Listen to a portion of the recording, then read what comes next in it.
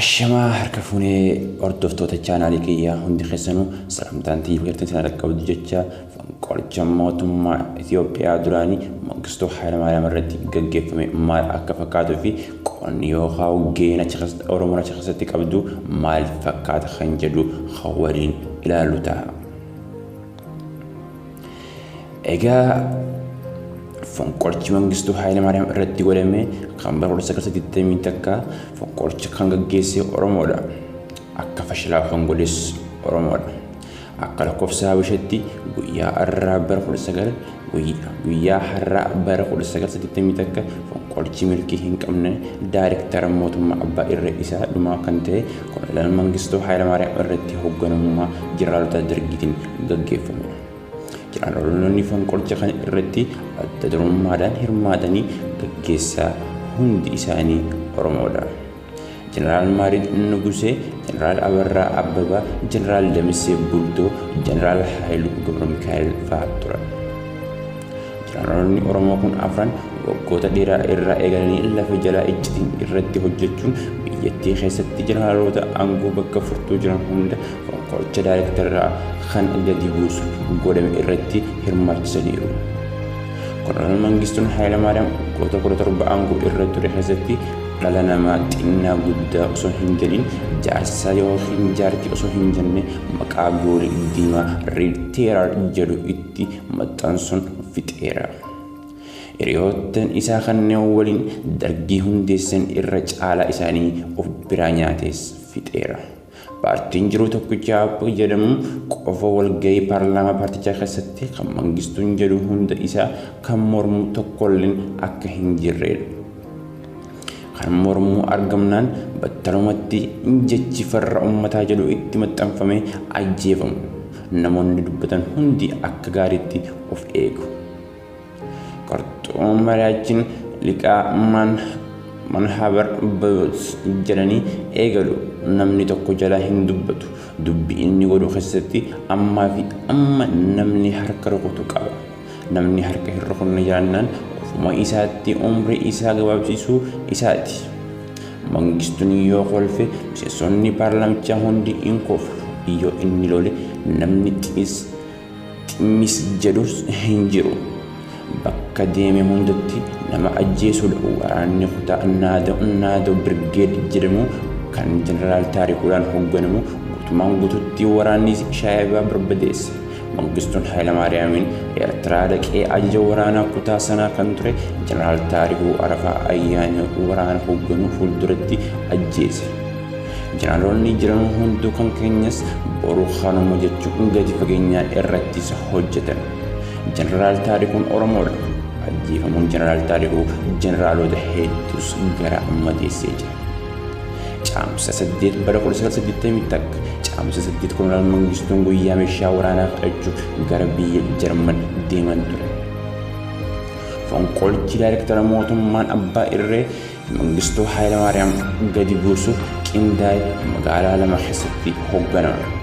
Jeneraalonni Oromootiin gaggeeffamu bakka qabatee Asmaraa keessatti jeneraal Damissee Bultoon yoo gaggeeffamu Finfinnee keessatti ammoo jeneraal Maarid Nuguseen gaggeeffama.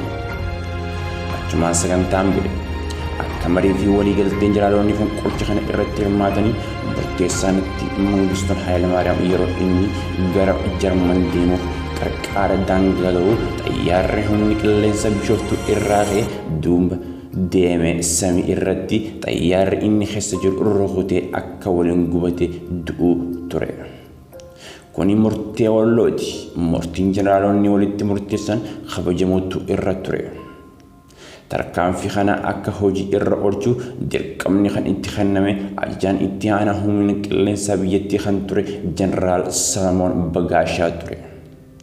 Jeneraal Salamoon xayyaara Mangistuu baatee deemeetu duuba deemee osoo humaa hin godhin dirqama ulfaataa koreen murteesse itti kenne dhiisee kan mataa isaa fudhachuun namichi akka nagaan bahu godhe. Jeneraal Salamoon dogongora guddaa godhe. Sababbiin fashalaa'uu fonqolcha kanaa inni guddaan kana ture. Raadiyoo Asmaraa. Raadiyoon Asmaraa to'annoo jeneraal Damissee jala waan ooleef daayirektarri dhiiga lammii Itoophiyaa karaa malees dhangalaasaa ture. aangoo irraa bu'uu isaa irratti deddeebi'ee ibsaa ture. Jeneraal Damissee Mangistuun xayyaara waliin gubate akka du'eetti beeka. Jeneraalonni Finfinnee keessa jiran galma ministeeraa ittisa keessatti walgahii godhatan. Jeneraalonni walgahii kana irratti argamanis Jeneraal Maarit Nugusee Itamaajoor Oromoo, inni lammaffaa Jeneraal Haayiluu Gabra Mikaa'el Oromoodha ajajaa humna waraanaa lafaa.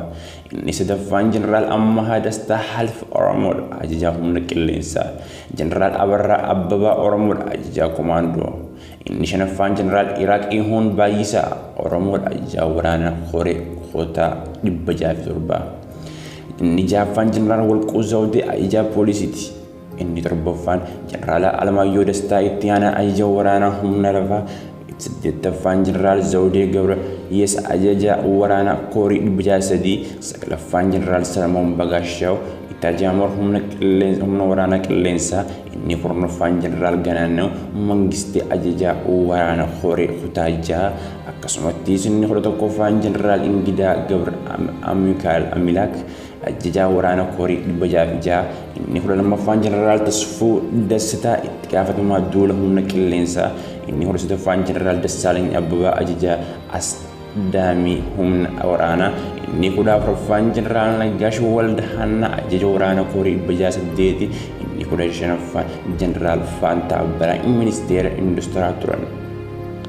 Osoo isaan walgahii irra jiranii fonqolchi jeneraalotaan godhamuu jiru hojjettoota ministeera ittisa keessatti jiran hundaaf Jeneraal Abarraa Mangistuu Hayilamaariyaam aangoo irraa gadi bu'uu isaa barreeffama duraan qophaa'ee jiru dubbisan. Gargaara adda Koloneel Mangistuun Hayilamaariyaam kan ture Shaambal Mangistuun Gammachuu osoo isaan walgahii irra jiranii hatattamaan tankoota bakka bakkaa qabsiisuun ministeera ittisaa kan ture Jeneraal Hayilamaariyaam gara jeneraalonni jiran dhaqee walgahii ani hin beekin maaliin jedhee gaafate. Waliigaluu waan didaniif yeroo inni ba'uuf qajeelu Jeneraal Abarraan shugguxii isaa lukkifatee adda isa irratti lakkaa'e. Jaarsa dib godhe. Mangistuun Gammachuu taankiin dallaa jeneraalotaa keessa jiran ministeera ittisa itti marsisee bakka qabataniiru. Shaambal Mangistuun kan itti wal qunnaman telegiraama bilbila hunda kuchisiseera. Jeneraal Qummii Laachoo Dajanee komaandoo xayyaara waraanaa Afuraffaa Asmaraadha fidee qajeelfama nama irraa fudhatu dhabee magaalaa Finfinnee irraa xayyaarri balali'aa oole. Qunnamtii lafaa fi samii irra jiru kana wal qunnamsiisuu Mangistuun Gammachuu kuchisiseera. Carraan jeneraalota harka Shaambal Mangistuu Gammachuutti kufuu ta'e. Mangistuun Gammachuu maayikiroofooniidhaan nagaan akka harka isaanii kennan daqiiqaa 30 kenneefi. Daqiiqaa jedhamee keessatti harka kennuu baannaan gamoon isaa keessa jiran akka taankiin barbadaa'uu murtaa'ee jira. Jeneraal Abarraan Abbabaa akkuma namichi ministeera ittisa sana ajjeesen dallaarraan utaalee bahuuf yeroo jedhu itti dhukkaasan ol deebi'e. Eleveetar keessatti yeroo seenu nama uffata tuuta uffata shugguxiin dursisee irraa baafate kan isa itti kenne uffata jalaa bade. Jeneraalonni Oromoo lamaan Maarit Nugusee fi Ammahaa Dastaa yoo of ajjeesan kanneen hafan hundi harka isaanii Mangistuu Gammachuutti kennan. Fonqolchi jeneraalotaa gaggeeffame bifa kanaan magaalaa Finfinnee yoo fashalaa'u kan Asmaraa akkuma itti fufeetti jira. Caamsa 9 guyyaa lammataa Mangistuun gara biyyattii deebi'e gama kaadiroota waraanaa keessatti ijaarratee qabuun waraanni akka Jeneraal Damissee fa'aa ganu gadi fageenyaan irratti hojjechiise. Kaadiroota ofumaan isaaniitiin bilbilee jechuudha. Ergaa waraana lafa jalaa keessaan amasiftaataan booda ajaja Mangistuun Hayilamaariyaam kanneen Jeneraal Damissee waliin jiran hunduu akka ajjeefaman ajaja dabarse. Waraanni itti yaate jeneraalota yeroo sanitti Damissee biratti argite hunda fixe. Kan maqaan isaanii armaan gadi argaman kun ajjecha qaama nama sukanneessaan magaalaa Asmaratti keessatti raawwatame akka ajjeefaman Koloneel Fisaa Dastaan kitaaba isaa irratti ibsee jira. Inni jalqabaa Jeneraal Damissee Bultooti, lammaffaan Jeneraal Afoorq Walda Mikaa'el inni sadaffaan Jeneraal Taayyee Balagii, inni afuraffaan Jeneraal Taaddasaa Tasammaa, inni shanaffaan Jeneraal Warqoo Cirannaq, inni jahaffaan Jeneraal Nugusee Wada Zargaaw, inni torbaffaan Jeneraal Kabbadaa Mahaarii, inni saddeettaffaan Tsaggaa Taganee Baqqalaa, inni saglaffaan Jeneraal Katamaa Attinfisuu, inni kurnaffaan Jeneraal Kabbadaa Walda Tsadiiq, inni kudha tokkoffaan Jeneraal Salamoon Dassaalany, inni kudha lammaffaan Dr. Koloneel Getaachoo Awwaqaa, inni kudha sadaffaan Koloneel Masfin Asaffaa, inni kudha afuraffaan Koloneel Fiqaadee Ingidaa, inni kudha shanaffaan Koloneel Zaraay Uqqubaa, inni kudha jahaffaan Koloneel Yoones Gabra Maariyaam, inni kudha torbaffaan Koloneel Kaasaa Farradaa, inni kudha saddeettaffaan Koloneel Maayikel Marreeboo, inni kudha saglaffaan Shaambal Getaachoo Girmaa kan turan. Walumaa galatti Itoophiyaa yeroo sanitti jeneraaloonni qabdu 90 keessaa jeneraalota 81 kufan qolicha namicha kana irratti godhameen ajjeefamaniiru.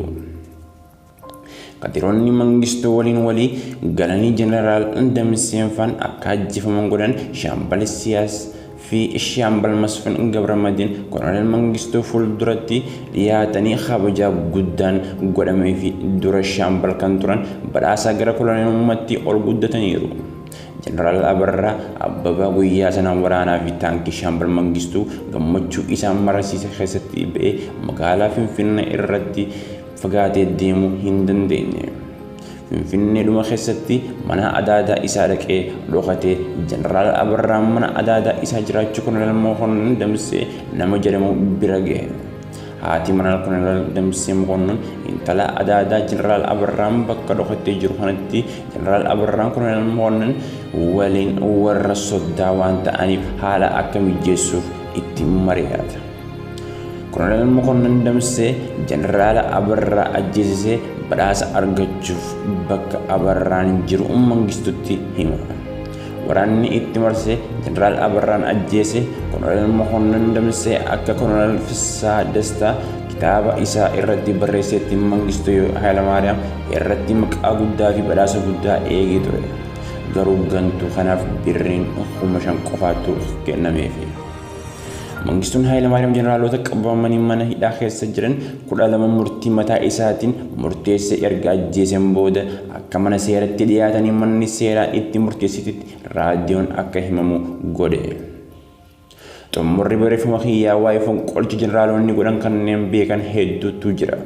Keessatti hirmaatanii akka carraatee har'a lubbuun kan jiranis jiru. Dhimmi kana ilaalchisee barreeffamoonni hedduun barreeffamaniiru. Kanneen ibsuu barbaade fonqolchi jeneraalota Oromootiin eegalame namoota Oromoo ta'aniin fashalaa'uu isaati. Ajjeefamuun jeneraalota 28 kanaaf sababa kan ta'e lammii Oromoo nama ta'e Shaambal Mangistuu Gammachuuti. Oromoon baraan aangoo alagaa tiksuuf jecha amma yoomitti wal ajjeesisa. Kun jettu gaafii ta'a tolchaa Owwaagitu katabee waan na dhaggeeffataniif galatomaa isin jechuun barbaade. Achumaan warri chaanal kiyya haaraa taatan like, share, subscribe godhuudhaan qophiilee keenya kan itti aanu hordofan affeerraa keenya ta'a.